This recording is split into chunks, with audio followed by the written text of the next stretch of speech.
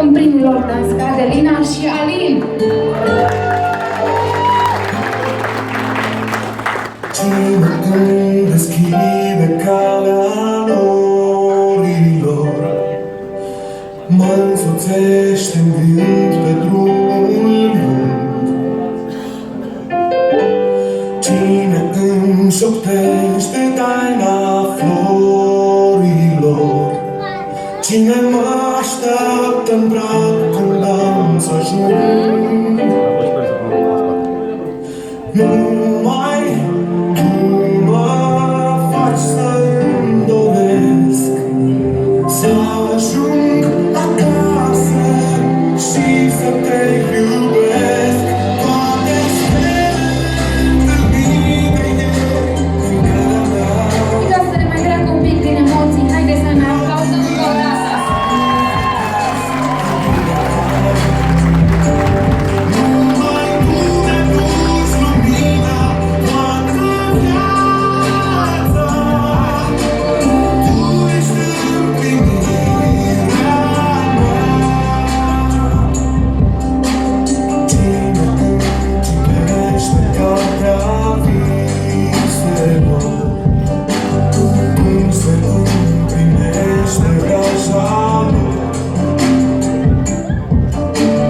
Cine mi-a deschis fereastra zorilor, cine spune cu mine când e dor. Numai tu mă faci să-mi doresc să ajung acasă și să te iubesc. Toate stelele întâlnite ieri în calea mea ne-au trimis în suflet azi iubirea ta.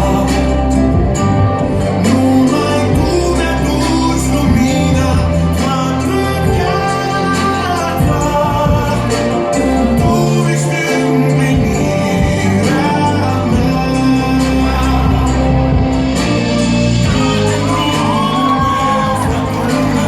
Norii mei de furtună, știu că lângă mine tu vei fi. Toate stelele întâlnite ieri în calea mea ne-au trimis în suflet azi iubirea ta. Numai tu ne-aduci lumina toată viața. Tu ești împlinirea.